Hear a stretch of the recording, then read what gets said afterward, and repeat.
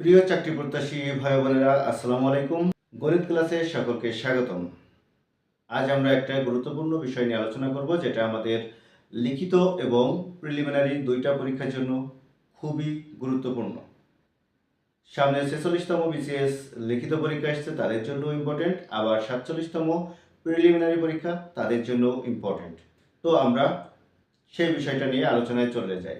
আমাদের আজকের আলোচ্য বিষয়, কোনো একটা ধ্রুবকের মান দেওয়া থাকলে, অর্থাৎ এক্স বা ওয়াই এর মান দেওয়া থাকলে সেখান থেকে, এবং সেটা যদি রুট আকারে দেওয়া থাকে বা অমূলক সংখ্যায় দেওয়া থাকে, তো সেখান থেকে আমরা কিভাবে পূর্ণ রাশির মানটা নির্ণয় করতে পারি। এক্স ইকুয়াল √3 প্লাস √2, এটাও একটা অমূলক সংখ্যা, এটাও একটা অমূলক সংখ্যা। এই মানটা দেওয়া থাকলে x square plus 1/x² equal কত, অথবা x³ প্লাস 1/x³ ইকুয়াল কত, এই মানটা নির্ণয় করতে হবে। এখানে আপনার প্লাসও থাকতে পারে, মাইনাসও থাকতে পারে। তো আমাদের এখানে প্লাস দেওয়া আছে, আমরা প্লাস থেকে মানটা নির্ণয় করার চেষ্টা করব। আচ্ছা, আমরা একটু খেয়াল করে দেখি যে আমাদের যেটার মান নির্ণয় করতে হবে সেটা হচ্ছে x² প্লাস 1/x²। আমরা প্রথমে এই অংশের মানটা নির্ণয় করব, পরবর্তীতে এটা করব। ইকুয়াল কি লিখতে পারি, x প্লাস 1/x এর স্কয়ার মাইনাস 2x 1/x। এইটা আমি আবার কোথা থেকে পেলাম? আমরা যারা বীজগণিতের সূত্র সম্পর্কে জানি, সেখানে আমরা জানি যে a² plus b² equal a plus b এর হোল স্কয়ার মাইনাস 2ab।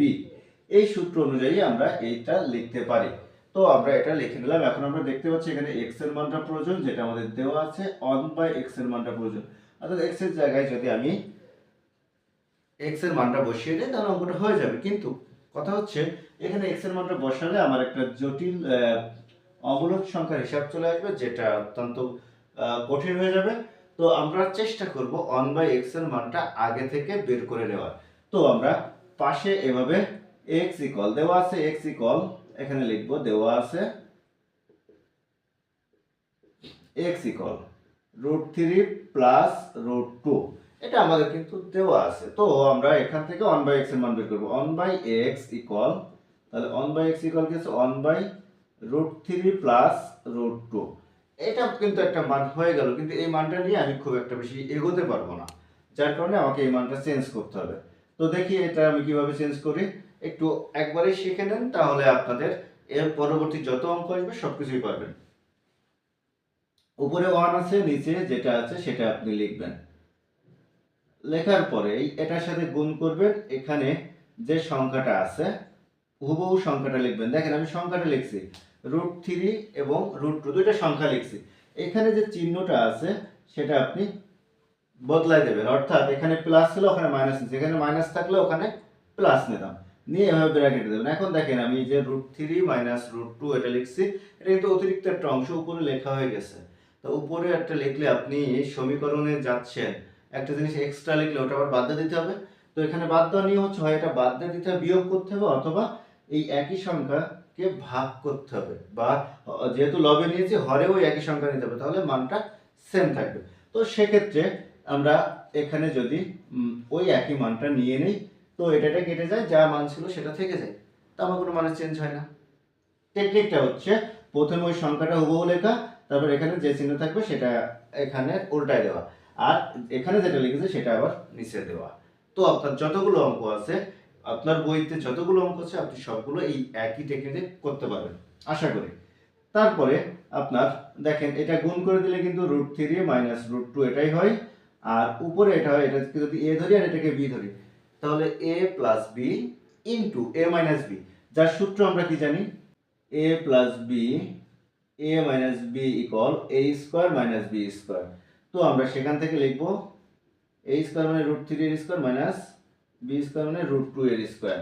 তো এই সূত্রটা থেকে যখন আমরা এটা লিখছি, তো এখানে আমার মানটা হচ্ছে √3 মাইনাস √2 বাই 3 মাইনাস 2, এটা ভাগ করে দিলে এই বিয়োগ করলে 1 হয়, নিচে 1টা লেখার প্রয়োজন হয় না।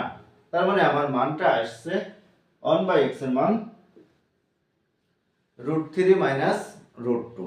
এখন আমি এই মানটা বসিয়ে দেব এই সূত্রে। তো দেখি এখানে যদি মানটা বসাই দেই, x এর পরিবর্তে ছিল √3 প্লাস √2, আর 1/x এর মান হচ্ছে √3 মাইনাস √2। পুরোটার স্কোয়ার করবো, আর এখানে দেখেন এটা আর এটা কেটে যাচ্ছে। যারা লিখিত পরীক্ষা দেবেন খাতায় কোনো প্রকার কাটাকাটি করবেন না, আমি আপনাদের বোঝার স্বার্থে কাটাকাটি করলাম। -2। তো এখানে দেখেন যে এটা আর এটা কেটে যাচ্ছে, থাকছে 2টা √3, তাহলে 2টা √3 এর স্কোয়ার, 2 √3 এর স্কোয়ার মাইনাস 2 ইকুয়াল 4 3 মাইনাস 2। এটা √3 এর স্কোয়ার করলে 3 হয়, 2 এর স্কোয়ার করলে 4 হয়, -2। তাহলে এটা গুণ করলে 12 -2 ইকুয়াল 10। এই 10ই কিন্তু অ্যান্সার।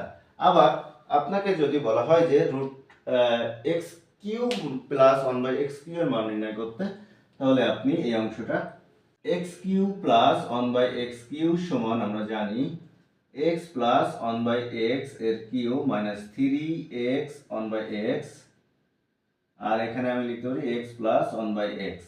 এটাও কিন্তু একটা সূত্র থেকে লিখছি, আমি যেটা লিখলাম এটা কিন্তু একটা সূত্র থেকে লিখলাম। কারণ কোন সূত্র থেকে লিখছি আমি সেই সূত্রটা একটু লেখার চেষ্টা করব। আমরা অলরেডি 1/x এর মানটা নির্ণয় করেছি, এখানেও 1/x দেখেন আছে, তো ওই মানটা একইভাবে নির্ণয় করতে হবে। আমার যেহেতু 1/x এর মানটা আমরা আগেই নির্ণয় করে নিয়েছি, নতুন করে নির্ণয় করব না, একইভাবে নির্ণয় করবেন আপনারা। 1/x ইকুয়াল এটা আমি লিখে রাখলাম।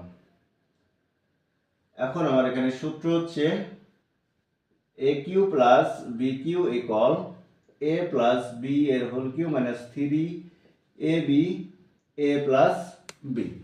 এই সূত্রটা আমরা ঘনয়ের সূত্র থেকে পেয়ে থাকি। তো ঘনয়ের এই সূত্রটা অনুযায়ী আমি এখানে বসাই দিলাম, এর পরিবর্তে x আর b এর পরিবর্তে 1/x বসাই দিলে আপনার সূত্রটা এভাবে চলে আসছে। তো আমার এখানে 1/x এর মান যেটা আসছে আমরা কিন্তু আগের মতো করে নির্ণয় করে নিব। এই অঙ্কটা যখন পৃথকভাবে করব তখন অবশ্যই মানটা নির্ণয় করে নিতে হবে। তো সেক্ষেত্রে আমরা এই মানটা বসিয়ে দেব, x এর পরিবর্তে √3 প্লাস √2, √3 প্লাস √2, আর 1/x এর পরিবর্তে √3 মাইনাস √2।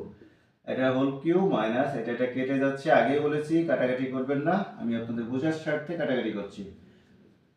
রিটেনের ক্ষেত্রে যারা লিখিত পরীক্ষা দিবেন 46তম BCS তাদের জন্য বলছি, খাতায় কোনো প্রকার কাটাকাটি করবেন না। আপনার খাতা বাদ করে দিতে পারে বা ওই প্রশ্নটা বাতিল করে দিতে পারে যিনি উত্তরপত্র দেখবেন তিনি ইচ্ছা করলে। আচ্ছা, তাহলে আমার এখানে এটা কেটে যাচ্ছে, এটা কেটে যাচ্ছে, এখানে থাকছে 2 √3 এর কিউ মাইনাস 3 ইন্টু 2 √3, এই দুইটা যোগ করলে 2 √3 হয়।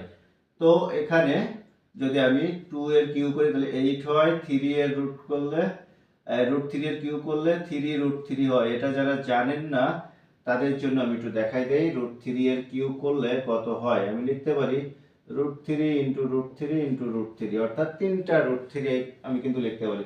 তো এক্ষেত্রে দুইটার জন্য লিখতে পারি √3 এর স্কোয়ার আর একটা রেখে দিলাম, তাহলে এটা কেটে গেলে 3 √3। ইজিলি আপনি এটা হিসাব করে নিতে পারেন যদি মনে না থাকে। আর এখানে 3 2 6 √3, তো এখানে 3 24 √3 মাইনাস 6 √3 বিয়োগ করলে 18 √3। তো এখানে যেটা আসছে, যে মানটা আসছে এটাই কিন্তু আমাদের অ্যান্সার। অর্থাৎ একটা অম্লজ সংখ্যায় যদি মানগুলো দেওয়া থাকে তাহলে আমরা কিভাবে নির্ণয় করব, কিউ হোক আর স্কোয়ার হোক বা ঘন হোক আর বর্গ হোক, যেভাবেই আসুক না কেন আমরা সূত্র অ্যাপ্লাই করে সহজে এভাবে মানটা নির্ণয় করে নিতে পারি। আশা করি সকলে ক্লাসটা বুঝছেন। ধন্যবাদ সকলকে এতক্ষণ সাথে থাকার জন্য। দেখা হবে পরবর্তী ক্লাসে নতুন কোনো টপিক নিয়ে। ততক্ষণ সকলে সুস্থ থাকবেন, ভালো থাকবেন। আল্লাহ হাফেজ।